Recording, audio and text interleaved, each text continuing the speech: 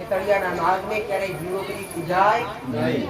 જેણે જેણે તળિયાના મહારાજને પૂજ્યા એના કર્મ મોટા મોટા નુકસાન થયા.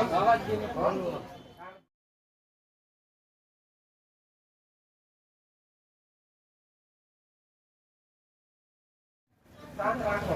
એક છોકરો સાંભળો, તમને એટલું જ્ઞાન આપે.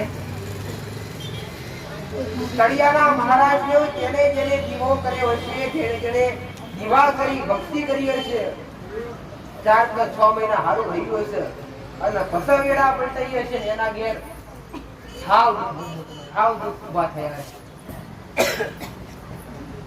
તમારી ભક્તિ જેથી દેવી શક્તિને પૂછતા હોય, મેળવી પૂછતા હોય, સિદ્ધિ પૂછતા હોય, તમારી દેવી કોઈ બી પૂછતા હોય, આ બધાનું સત લૂંટીને તો કામ કરતી રહે.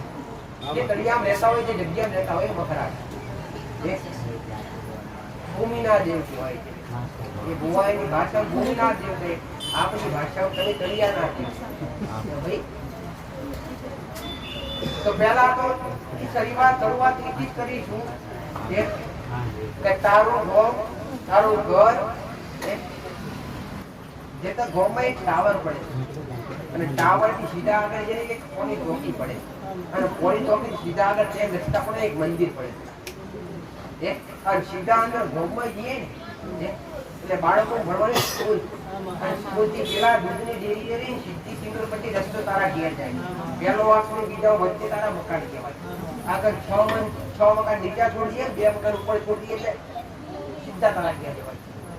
આગળના 6 મકાન થાય.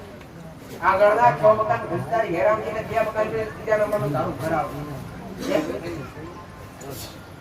એ જગ્યા ઊંચી છે અને આગળ થોડો ઢાળ પડે અને આગળ એક લીંબો છે અને લીમડાની જમણી સાઈડ એક લાઈટનો થોબલો છે અને લાઈટના થોબલાની એની જમણી સાઈડ એક પડદો પંપ છે અને જમણી સાઈડ આગળ સીધી લાઈટ જ થાય પણ આગળ છે ત્યાં રસ્તા અને એક બાજુ ગોમને શીરાનો ઉતારો આવે. સીધા આગળ એક નાળું અને સીધું ગોમના શીરો ઉતારો કરશે તો ગોમનો શીરો તારા ઘરથી પાછલા ભાગ પર હું 1, 2, 3 દાદાનો પરિવાર છે. 3 માંથી એક ભાઈનું લખું જ છે દીકરા અને 2 ભાઈનો પરિવાર આવે, 2 માંથી 4 ભાઈનો વસ્તાર છે અને 4 ભાઈનો પરિવારમાં 4 ભાઈના વસ્તારમાં 14 ઘર થાય છે. 14 ઘરે થઈને ભાગ પડતા હોય અને કઈ ભાગમાં મારો રોલ એક મણીલાલ કઈ કોઈ હતું? હા માં એ તળિયું છે તે જૂના ઘર અને જૂનામાંથી નવા ઘર અને નવા ઘર કર્યા ત્યારથી વીડા આખી પડી ગઈ. પૈસો ટકો બધી વાતી નાની મોટી તકલીફો ચાલુ થઈ. એ જગ્યા પંચમુખી નાગનો વાળ છે અને એ જગ્યા લાપડાવાળી ઉદેવાળી જગ્યા શું કે તળિયાનું કઈ કરતા ભાઈ કઈ કરતા નથી. એક બાજુ ભેડીની શિકોતર માતા છે. મહાકાળી માતાની ભક્તિ કોણ કરે છે? કોઈ કરતું નથી. આ મહાકાળી માતા કોઈ હૃદયથી મોને ખરા, હૃદયથી તમે મોનો પણ કાળકા એવું કે છે હું આગળ ઉભી છું. કાળકાનો પાકો શેડો છે તારા ઘેર. અને ઘણી વાર કાળકાએ તમને સંકેત આપ્યા પણ હાસું ઓળખાતું નથી. અંબા માતાની ભક્તિ કોઈ કરે છે? અંબે માતાની ભક્તિ હાલ કરો જ નહીં. તો વચ્ચે કે ખોડિયાર માતાનું બોલતા હું ખોડિયાર માતાની ભાવ ભક્તિ કરતા નામડી છું, ખાલી નામડી છું. એટલે હાસુ જેવો તમારો કાળકા હારે લાગે અને એક બાજુ 84 ખાતાની મેળડી આવી બધી અને આ મહાકાળી માતા અને એક શિકોતર માતા આ કોઈની દીકરી છે.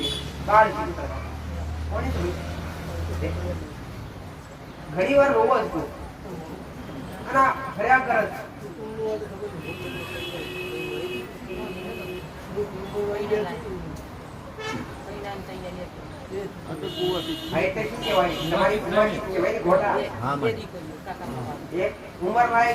લગ્ન કર્યા વગરની દીકરી હોય એને કુંવાસી કહેવાય.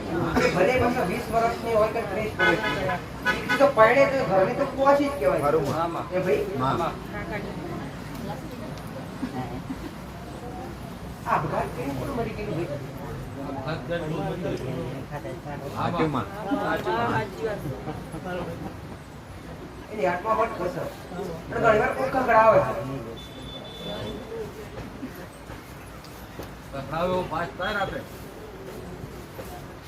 ઘરમાં એક સભ્ય ના હોય, ઘરમાં અલગ અલગ સભ્યો રહેતા હોય, ઘરમાં કોકને ખાતું હોય. એકને એક હારે બધાને ખાય ખરું? એવું ભાત. ચોજરીનો અવાજ આવે. હા. પેલા આ પૂર્વજ મહાકાળી માતા આસો દીવો તમારી કાઢતા, ફૂલનો દીવો કાઢતા. ભાઈ મહાકાળી માતા, મહાકાળી તમે આયા તમારી પાછળ આ કાઢકાને તમે હૈયે હિલવજો, કાઢકાને વધારી બેસતું કરી એના મહારાજનો દીવો નિવેદ કરજો, ઘરની બહાર ગયા તો ચોરાશી ખાતાની મેળવીને બે અગરબત્તી સોના માતાને કરી. અને તમારો પૂર્વજ ઊભો છે, આ પૂર્વજને બે અગરબત્તી કરી પોળિયાને કુલર અથવા પૂરી ધરાવજો અને માફી માંગી એની ગરબડો કરજો.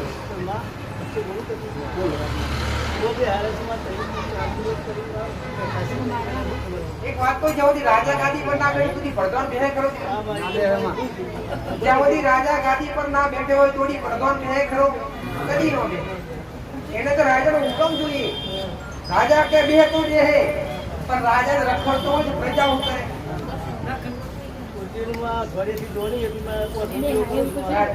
તમે દીવો કરીને આવ્યા છો, કાળકારો દીવો કરીને આવ્યા છો એટલે તો કાળકા કેન્દ્ર કણાપુર રાજી છું.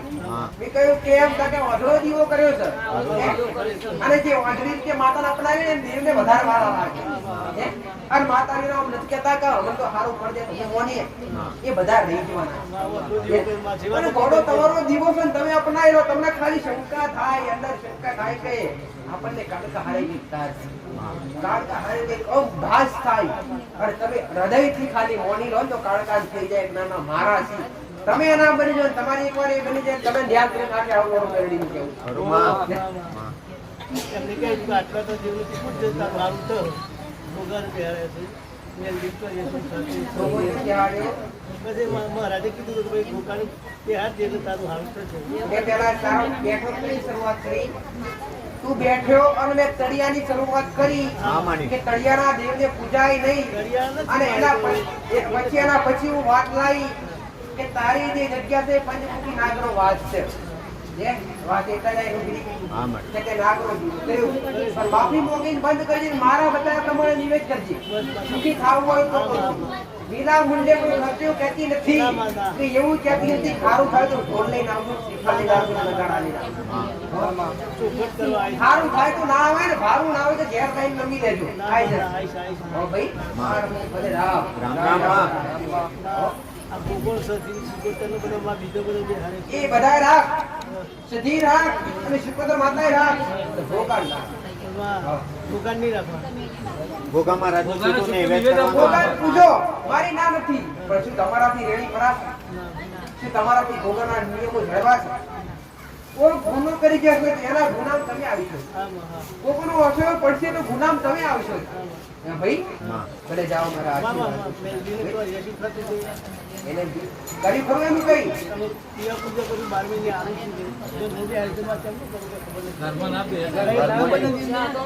ખબર નથી પેલા મેં કીધું રાજા જ્યાં સુધી ગાદી પર ના હોય ત્યાં સુધી પ્રદોષ રહે તો પેલા રાજાને ભાવ ભક્તિ કરો અને કાળકા રાજી કરો. પેલા પછી ની વાત પછી મેરેજ ને પૂછતા તો માથું માફી માંગે ઘરની બહાર થઈ જાય બધા. હા માડી તમે આયા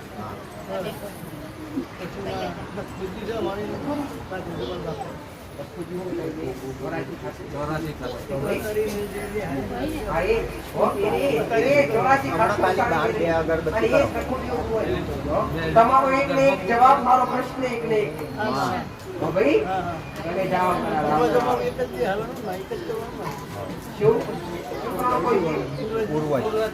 તમારો પૂર્વજ અને નખોદીઓ પૂર્વજ મસાણી મેળી બહાર દે છે.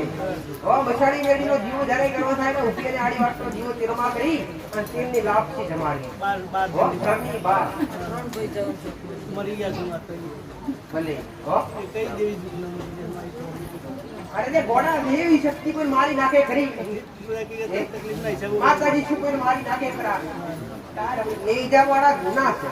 એ ગુના કર્યા હોય, તમે કર્માડા કર્યા હોય મારા ભગવાન સિવાય ધરતી પરથી કોઈને કોઈ નહીં જાય તો અરુમાં ભાઈ માં એ તમારે નવી જરી ઉતારીએ તો પથ્થરનું જે ઘરમાં કંઈ દિવસ કાલ થતો પડશે અરે રે ગોડા તારા બધે એક હારે ટોપલા ભરવા ના રે આયો તમારી વાત સાચી છે કે હારે તું બધું કરવા જઈશ તો બધા નહીં આટલું આમ આટલું કરો ને પછી. આ એક પગનો પૂરો ઉપાડીને પાછળ પાછું બીજું ઉપાડીને એક ચાલો મંદિરે દર્શન કરો